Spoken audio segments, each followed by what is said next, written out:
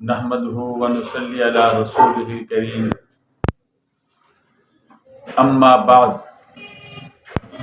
فأعوذ بالله من الشيطان الرجيم بسم الله الرحمن الرحيم واعتصموا بحبل الله جميعا ولا تفرقوا واذكروا نعمة الله عليكم إذ كنتم أعداء فألف بين قلوبكم فأصبحتم بنعمته إخوانا وكنتم على شفا حفرة من النار فأنقذكم منها كذلك يبين الله لكم آياته لعلكم تهتدون صدق الله العظيم۔ اللہ رب العزت نے اس آیت مبارکہ کے اندر اس بات پہ زور دیا ہے کہ آپس میں سب مل کر اللہ رب العزت کی رسی کو مضبوطی سے تھام لو، قرآن کریم کو مضبوطی سے تھام لو، اسلام کو، دین اسلام کو مضبوطی سے تھام لو، آپس کے اندر تفرقہ نہ ڈالو۔ اور یہ مضمون اس سے پہلے درس کے اندر قدر تفصیل سے گزر چکا ہے۔ کوئی بھی جماعت ایسی نہیں، کوئی بھی فرقہ ایسا نہیں، کہیں کے بھی لوگ، کسی بھی ملک کے رہنے والے باشندہ ایسے نہیں ہیں جو اتفاق اور اتحاد کی برکت کو نہ سمجھتے ہوں۔ کوئی بھی جماعت دنیا میں ایسی نہیں ہے۔ ہر آدمی سمجھتا ہے کہ اختلاف اور جھگڑے یہ کوئی فائدے کی چیز نہیں ہے، اس کا کوئی فائدہ نہیں ہے۔ اپنی ذات کے لحاظ سے جھگڑا جو ہے کسی کے لیے بھی فائدے کی چیز نہیں ہے۔ مگر اس سب کے باوجود کہ ہر آدمی، ہر انسان، ہر جماعت، ہر خطے کے رہنے والے لوگ وہ سمجھتے ہیں کہ اتفاق اور اتحاد ہونا چاہیے، اس سب کے باوجود اتنا ہی زیادہ افتراق ہے، اتنا ہی زیادہ اختلاف ہے۔ آخر یہ اختلاف ختم کیوں نہیں ہوتا؟ اس کی وجوہات ہیں۔ بعض ایسی چیزیں ہیں جن پر لوگ متفق ہونا چاہتے ہیں مگر وہ لوگوں کے اختیار میں نہیں ہے، جیسے علاقائی اختلاف، لسانی اختلاف، اور اسی طرح کالے اور گورے کا اختلاف۔ یہ وہ چیزیں ہیں جو لوگوں کے بس میں نہیں ہے۔ جو لوگ چاہتے ہیں کہ ہم اس صورت میں اتفاق کر لیں، اگر وہ کرنے پہ کامیاب بھی ہو جائیں تو یہ ایک محدود اتفاق و اتحاد ہوگا، جس سے وہ فوائد، وہ ثمرات، وہ نتائج حاصل نہیں کیے جا سکتے جو تمام امت کے اتفاق و اتحاد سے حاصل ہو سکتے۔ اور بعض لوگوں نے اپنی ذہنی اختراعات سے کچھ باتیں طے کر لی ہیں، اس پر لوگوں کو جمع کرنا چاہتے ہیں، جیسا کہ ہمارے زمانے کے فرقے ہیں۔ اور نبی اکرم صلی اللہ علیہ وسلم نے بھی فرمایا تھا کہ میری امت میں 73 فرقے بنیں گے۔ تو یہ جو فرقے ہیں، انہوں نے ایک چیز طے کر لی ہے اپنے ذہنوں میں، اب اس پر لوگوں کو اکٹھا کرنا چاہتے ہیں۔ تو اس پر آج بالفرض اگر لوگ اکٹھے بھی ہو جائے تو کل کو دوسرا کوئی عقل مند آدمی، اس کے ذہن میں ایک نئی بات آتی ہے، وہ چاہے گا کہ میں اس پہ لوگوں کو اکٹھا کروں۔ یہی وجہ ہے کہ فرقے در فرقے بن گئے، ایک فرقہ ہے اس میں بھی فرقے، اس میں آگے پھر فرقے در فرقے بن گئے۔ آج امت ان اختلافات کی وجہ سے انتہائی تلخ تجربات سے دوچار ہو رہی ہے۔ ان اختلافات نے نہ صرف یہ کہ سکون و چین انسانی زندگی کا تلخیوں میں بدل دیا ہے، ان اختلافات کی وجہ سے مذہب اسلام کو بھی بہت زیادہ نقصان پہنچا ہے، لوگوں کے دین بھی خراب ہو گئے۔ تو اللہ رب العزت فرماتے ہیں یہ مسلمانوں میں جو فرقے بنے اور پھر گمراہ ہو گئے وہ بھی بے شمار ہیں، اور مسلمانوں کے علاوہ جو یہودی ہیں ان کی ایک جماعت ہے، عیسائیوں نے اپنی جماعت بنا لی۔ اللہ رب العزت نے ایک دین بھیجا تھا، وہ ایک وقت کے لیے تھا، یہ اسی دین کہ اس طرح پابند ہو کے رہ گئے جس طرح آبا و اجداد کی تقلید کے مشرکین پابند تھے۔ جب بھی انبیاء کو سمجھاتے تو وہ کہتے ہم نے اپنے آبا و اجداد کو اسی طرح پایا، تو یہ بھی اسی طرح کی تقلید کے پابند ہو کے رہ گئے۔ حالانکہ اگر ذرا اس سے آگے اوپر نظریں اٹھا کے دیکھتے تو ان کے نبیوں نے بھی، ان کی کتابوں میں بھی نبی آخر الزمان صلی اللہ علیہ وسلم کی صداقتیں موجود ہیں، آپ کے صفات موجود ہیں، اسلام کی صداقتیں موجود ہیں۔ تو خلاصہ یہ کہ اللہ رب العزت فرماتے ہیں اختلاف نہ کرو ولا تفرقوا۔ اختلاف، ساری دنیا کے لوگ بھی یہی کہتے ہیں اختلاف نہ کرو، مگر اختلاف ختم کرنے کا کوئی معقول راستہ نہیں تھا لوگوں کے پاس۔ اللہ رب العزت نے ایک جامع کتاب بھیجی جو تمام کتابوں کی بھی امین کتاب ہے، تمام دینوں کی بھی امین کتاب ہے، امام الانبیاء خاتم الانبیاء صلی اللہ علیہ وسلم پہ نازل فرمائی، اس کا نام ہے قرآن۔ اللہ رب العزت فرماتے اس کو اکٹھے ہو کر مضبوطی سے تھام لو، جب اس کو تھامو گے تو تمہارے اختلافات خود بخود ختم ہو جائیں گے۔ اور آگے اللہ رب العزت نے قبیلہ اوس اور قبیلہ خزرج،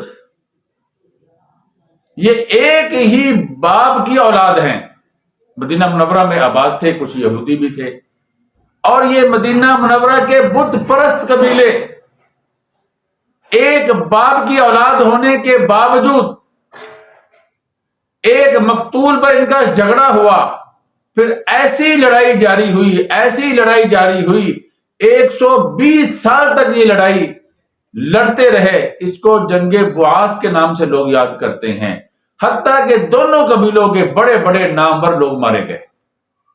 اللہ رب العزت فرماتے ہیں تمہارے اندر وہ اختلاف تھا، یہودیوں نے پھر اس کو ہوا دینے کی کوشش کی، اللہ رب العزت نے تمہارے اس اختلاف کو اسلام کی بدولت، تم اللہ کے نبی صلی اللہ علیہ وسلم کے پاس آئے، مکہ مکرمہ میں مینا کے اندر تمہاری ملاقات ہوئی، پہلی ملاقات عقبہ گھاٹی کے پاس ہوئی، 6 مسلمان ہوئے، پھر 12 ہوئے، دوسری ملاقات میں بیعت عقبہ اولیٰ میں، پھر بیعت عقبہ ثانیہ میں 72 لوگ مسلمان ہوئے۔ اس طرح اللہ رب العزت نے تمہیں اسلام کی دولت سے مال و مال کیا، اور یہ تمہارے 100 سالہ سے بھی زیادہ پرانے اختلافات کو اللہ نے ختم کر کے تمہیں بھائی بھائی بنا دیا۔ اگر اللہ رب العزت تمہارے یہ اختلافات اسلام کی بدولت ختم نہ کرتے، تم جہنم کے کنارے پہ بیٹھے ہوئے تھے، اگر اس پہ قتل ہو جاتے تو تم سیدھے جہنم میں جاتے، اور تمہاری زندگیاں تباہ و برباد ہو کے رہ گئی تھی۔ تو اللہ رب العزت نے تمہیں نوازا، اب دوبارہ یہ حالات پیدا نہ ہونے دو، اللہ کی رسی کو مضبوطی سے تھام لو، اللہ کے دین کو، جس کی وجہ سے تمہاری پچھلی جتنی بھی تلخیاں تھی، تلخ تجربات تھے، لڑائیاں تھی، عداوتیں تھی، نفرتیں تھی، آپس میں انتہائی قسم کا شدید قسم کا بغض تھا، اللہ نے ختم کیا۔ اللہ کی اسی کتاب کو مضبوطی سے تھام لو۔ اللہ تعالیٰ کو اختلاف پسند نہیں، کسی کو بھی پسند نہیں، بچنے کا راستہ صرف یہی ہے، اللہ کی کتاب کو مضبوطی سے تھام لو، اور دوبارہ یہود و نصارہ کی باتوں کی طرف توجہ بھی نہ کرو، دوبارہ اپنے وہ گزشتہ ایام کو یاد بھی نہ کرو، جس کتاب کی وجہ سے، جس رسول کی وجہ سے اللہ نے تمہیں شیر و شکر کیا ہے، ان کو مضبوطی سے تھام لو، پھر دوبارہ اختلاف تمہارے اندر پیدا نہیں ہوں گے۔ آج بھی ہمارے جتنے بھی اختلافات ہیں، آپ دیکھ لیجئے اس میں کیا صورتحال ہے، مسلمان کس طرح آپس میں ایک دوسرے کے جانی دشمن بن چکے ہیں۔ آپ کہیں گے یہ تو بات سمجھ میں آ گئی، ہمارے جو فرقے ہیں یہ نہیں بننے چاہیے، ہمیں مل کر کلام اللہ کو مضبوطی سے تھامنا چاہیے، کتاب اللہ کی وہی تفسیر اور تعبیر معتبر ہونی چاہیے جو صحابہ کرام میں مفسرین صحابہ اور صحابہ کرام میں جو فقیہ صحابہ کرام تھے ان سے منقول ہے، اور باقی صحابہ کرام نے بھی اس کو قبول کیا، انہوں نے رسول اللہ صلی اللہ علیہ وسلم سے اس کو سنا، انہی تفسیروں اور تعبیروں کو مضبوطی سے تھام لینا چاہیے، تب تمہارے اختلافات ختم ہوں گے۔ اب بات تو سمجھ میں آ گئی کہ یہ اختلاف کسی صورت میں اللہ رب العزت کو بھی گوارا نہیں ہے، اور یہ سمجھ میں آ گیا اسلام سب سے بڑا دین ہے جو اتحاد امت کی دعوت دیتا ہے، جو سلامتی کی دعوت دیتا ہے، جو امن عامہ کا تذکرہ کرتا ہے، جو لوگوں کو سلامتی کے نیچے جمع کرنا چاہتا ہے، جو لوگوں کے اندر امن پیدا کرنا چاہتا ہے۔ یہ بات تو سمجھ میں آ گئی۔ اب آپ یہ پوچھیں گے کہ کیا کسی قسم کا بھی اختلاف کرنا جائز نہیں ہے؟ اس کا جواب یہ ہے، کتاب اللہ کے سامنے سر تسلیم خم ہو جانے کے بعد، رسول اللہ صلی اللہ علیہ وسلم کی احادیث کو مضبوطی سے تھام لینے کے بعد، اور امت کے اجماع کو مضبوطی سے تھام لینے کے بعد، اگر کوئی فقیہ جس کو اللہ نے دین کے اندر گہری سمجھ عطا کی ہے، وہ ان چیزوں کو مضبوطی سے تھام لینے کے بعد قیاس کرتا ہے، قیاس جو ہے وہ ایک شرعی اصطلاح ہے، اس کی وجہ سے اختلاف پیدا ہوتے ہیں، تو وہ رحمت ہے۔ اللہ کے نبی صلی اللہ علیہ وسلم نے فرمایا اختلاف امتی رحمہ، اللہ کے نبی صلی اللہ علیہ وسلم نے فرمایا اصحابی کالنجوم فبأیہم اقتدیتم اہتدیتم، میرے صحابہ ستاروں کی مانند ہے، جس کی بھی اقتداء کرو گے، جس کے بھی پیچھے چلو گے، جس کی بھی پیروی کرو گے، اللہ کے نبی صلی اللہ علیہ وسلم نے فرمایا کامیاب ہو جاؤ گے۔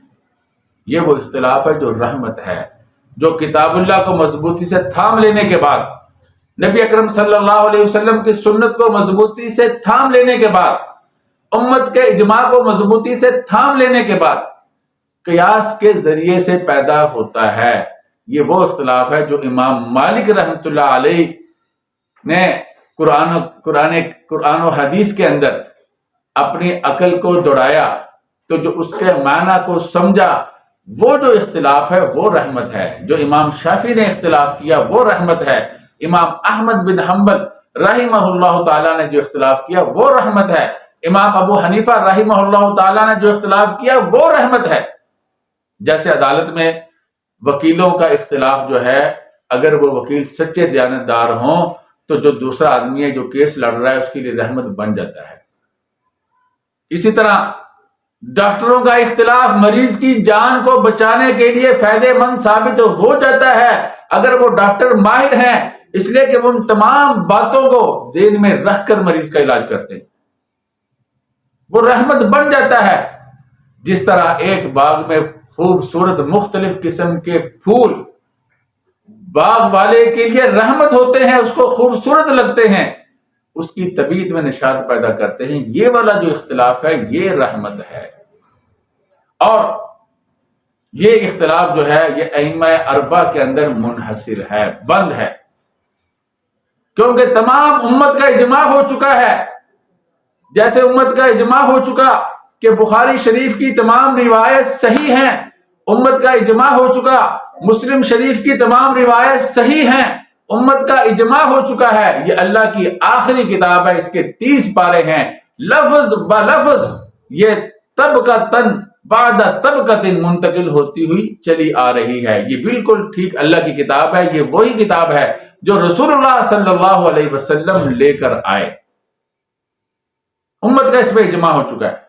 امت کا اجماع ہو چکا ہے صبح کی نماز کی 2 رکعتیں فرض ہیں، ظہر کی 4 رکعتیں فرض ہیں، عصر کی 4 رکعتیں فرض ہیں، مغرب کی 3 رکعتیں فرض ہیں، عشاء کی 4 رکعتیں اور 4 رکعتیں فرض ہیں، 3 وتر واجب ہے. امت کا اجماع ہو چکا ہے. نماز کا یہ طریقہ ہے، حج کا یہ طریقہ ہے، امت ساری کی ساری متفق ہو گئی. تو امت کے اجماع کو بھی لینے کے بعد پھر ائمہ اربعہ نے جو اختلافات کیے ہیں اور امت اس پہ اکٹھی ہو گئی، اس کا مطلب یہ ہوا کہ قرآن و حدیث کی کوئی اس کے علاوہ تعبیر نہیں ہو سکتی. آج کوئی آدمی فاسق اور فاجر اٹھ کر صحابہ کرام پہ الزام لگاتا ہے کہ قرآن یہ کہتا ہے، تو وہ اس کی رائے اسی کے منہ پہ مار دی جائے گی، اس لیے کہ امت کا اجماع ہو چکا ہے کہ قرآن کی یہ تعبیریں ہیں. اب رہی دوسری بات، کیا یہ جو اختلاف ہیں یہ بالکل ٹھیک ہیں، رحمت ہے؟ کیا امام شافعی کے پیروکار جو ہیں ان کو امام ابو حنیفہ رحمہ اللہ تعالی کے پیروکاروں سے لڑنا چاہیے کہ تم ایسے کہتے ہو، یہ ایسے کہتے ہیں، آپس میں ایک دوسرے کی گردن کاٹنی چاہیے، ایک دوسرے کی زندگی کو تلخ کر دینا چاہیے؟ امام مالک کے جو ماننے والے ہیں وہ امام احمد رحمہ اللہ تعالی کے پیروکار سے ٹکرائیں؟ کیا ایسے ہے؟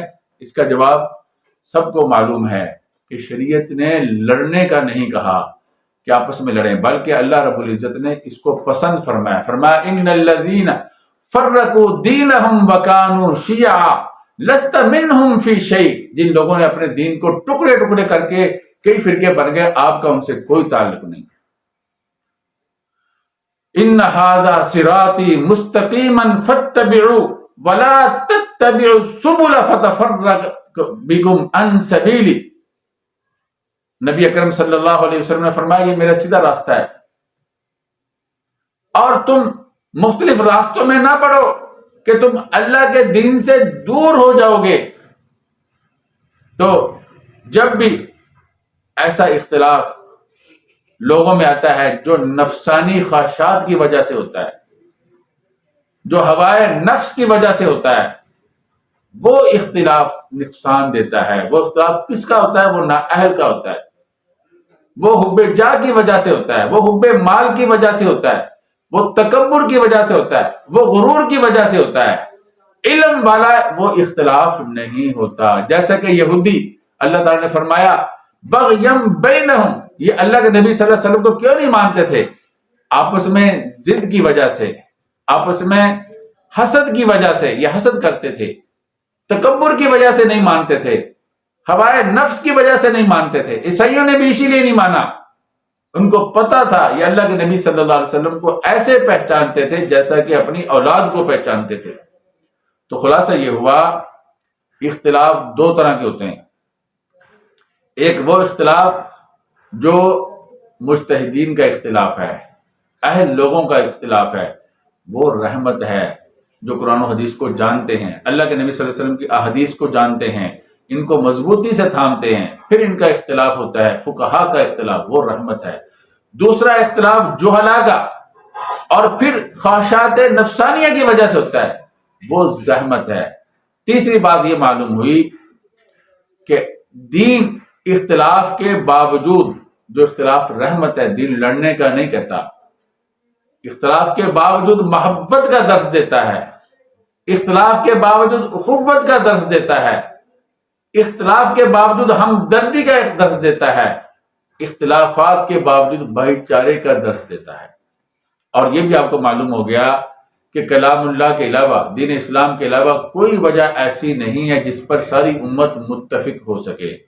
اگر کسی وجہ پہ متفق ہونے کی کوشش بھی کرے گی تو چند دنوں کا یہ اتفاق ہوگا، پھر اختلافات کی نظر ہو جائے گا، یا پھر یہ اتحاد محدود ہوگا ان چیزوں پر جو انسان کے بس میں نہیں، مثلا لسانی طور پر کسی بات پہ کہ ہم سب ایک زبان ہیں، ہم متحد ہو جاتے ہیں، یہ اس میں انسان کا بس ہی نہیں ہے۔ زبانیں قدرتی طور پر علیحدہ علیحدہ ہیں، وطن قدرتی طور پر علیحدہ علیحدہ ہیں، رنگ قدرتی طور پر علیحدہ علیحدہ ہیں، نسلیں قدرتی طور پر علیحدہ علیحدہ ہیں، تو یہ وہ چیزیں نہیں ہیں۔ اسلام نے تو فیصلہ کر دیا۔ اللہ تعالیٰ فرماتا ہے فَمِنْكُمْ كَافِرٌ وَمِنْكُمْ مُؤْمِنٌ، اللہ نے تمہیں پیدا کیا، بعض کافر ہے بعض مومن ہے، بس اسلام میں صرف یہ تفریق ہے اور کوئی تفریق نہیں ہے کافر کی اور مومن کی۔ مومن سارے کے سارے بھائی، کافر جتنے بھی ہیں الکفر ملت واحدہ، سارے کے سارے وہ بھی ایک ملت ہے۔ تو اب بات آپ سب کو سمجھ میں آ چکی ہوگی۔